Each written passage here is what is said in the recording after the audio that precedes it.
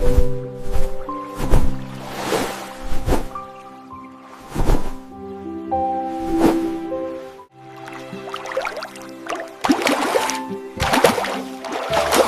বিশাল জলাশয়ে সুখে শান্তিতে বাস করত নানা রকমের মাছ আর জলজ প্রাণী। কিন্তু সেখানে ছিল এক বুড়ো বক। গায়ে আর আগের মতো জোর নেই, তাই মাছও ধরতে পারে না।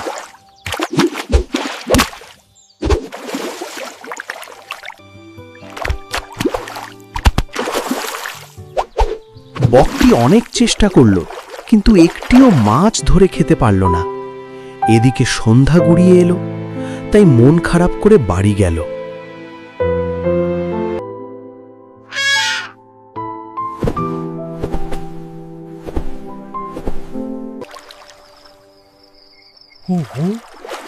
মাছেরা তাদের পরিবার নিয়ে সুখে দুঃখের অনেক গল্পগুজব করত আর দিন কাটাতো।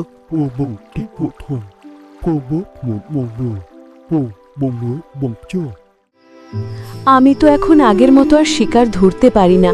মাঝে মাঝে না খেয়ে থাকতে হয়। কিছু একটা বুদ্ধি বের করতে হবে। ধুর, আর পারি না।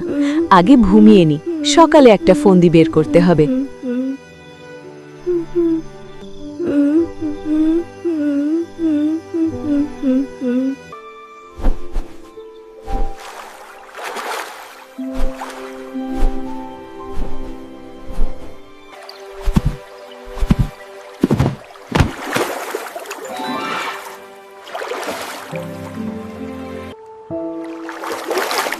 আরে, বক দাদু আজ তপস্যা করছে নাকি? আমাদের ধরছে না যে। ওরে আমার কপাল, হায় হায়, এখন কি হবে গো? কি হয়েছে মামা? সকাল সকাল এমন মরা কান্না কাঁদছো কেন? আর বলো না ভাগ্নে, এক জ্যোতিষী পাখি বলেছে শিগগিরই নাকি মহামারী খরা আসবে, সব জল শুকিয়ে যাবে। কি সর্বনাশ! জল শুকিয়ে গেলে তো আমরা সবাই মারা যাব। বক মামা, আমাদের বাঁচাও। তুমি তো উড়তে পারো, আমাদের একটা উপায় বলো। বোকাগুলো ফাঁদে পা দিয়েছে, এবার রোজ পেট পুড়ে খাওয়া যাবে। তোমাদের কষ্ট আমি সইতে পারছি না। শোনো, দূরের পাহাড়ে এক বিশাল দিঘি আছে, তার জল কখনো শুকায় না। সত্যি? তাহলে আমাদের সেখানে নিয়ে চলো মামা। আমি বুড়ো হয়েছি, একসাথে সবাইকে নিতে পারবো না, তবে রোজ কয়েকজনকে পৌঁছে দিতে পারি।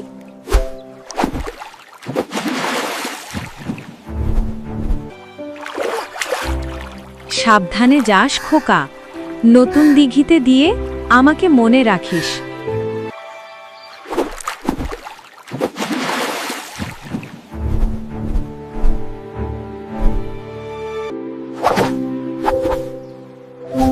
ওহ, আকাশ থেকে পৃথিবীটা কত সুন্দর দেখায়।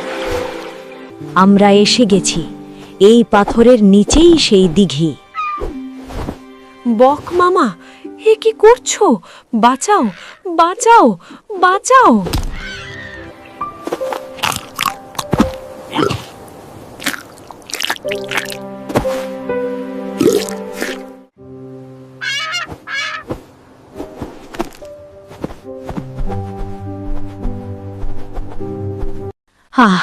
ওদের নিরাপদে পৌঁছে দিয়ে এলাম। কাল আর কে কে যাবে? সকালে তারা সকাল সকাল রেডি থেকো, অনেক দূরের পথ। মামার শরীরটা দিন দিন ফুলছে আর জলাশয় খালি হচ্ছে। ব্যাপারটা সুবিধাজনক মনে হচ্ছে না।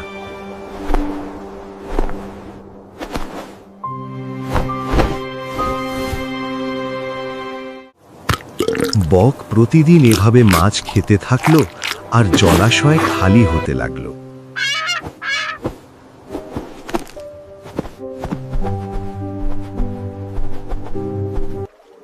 মামা, তুমি রোজ মাছদের নিয়ে যাও, আজ আমাকেও নিয়ে চলো না, আমিও ওই দিঘিটা দেখতে চাই। ওরে বাস, আজ তো কাঁকড়া ফ্রাই খাওয়া হবে। এর মাংস খুব মিষ্টি। অবশ্যই ভাগ্নে, এসো আমার পিঠে চেপে বসো।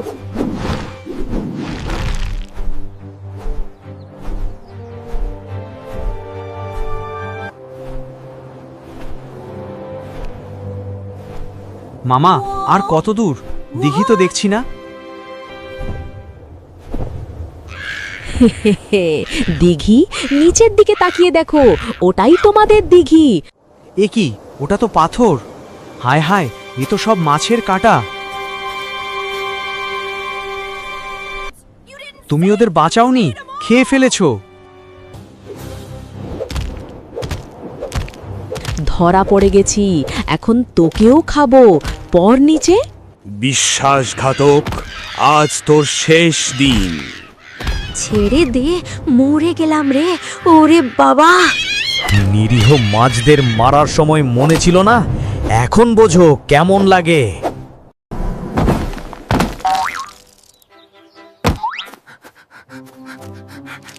উফ, পাপের বোঝা খুব ভারী ছিল। যাক, আপদ বিদায় হলো। কি গো কাঁকড়া ভাই, বক মামা কয়, নতুন দিঘি কেমন দেখলে? বন্ধুরা, কোনো নতুন দিঘি নেই। বকমামা সবাইকে ধোকা দিয়ে খেয়ে ফেলেছে। সে এক ভণ্ড ছিল। আমরা কত বোকা ছিলাম, ওই শয়তানকে বিশ্বাস করেছিলাম। কেঁদো না, ওই শয়তান তার শাস্তি পেয়েছে। সে আর কখনো ফিরবে না। জলাশয়ের সকলেই আবার সুখে শান্তিতে দিন কাটাতে লাগলো। বন্ধুরা, কেমন লাগলো গল্পটা? নিশ্চয়ই ভালো। এরকম মজার মজার গল্প দেখতে এখনই সাবস্ক্রাইব করো। কেমন? ধন্যবাদ তোমাদেরকে।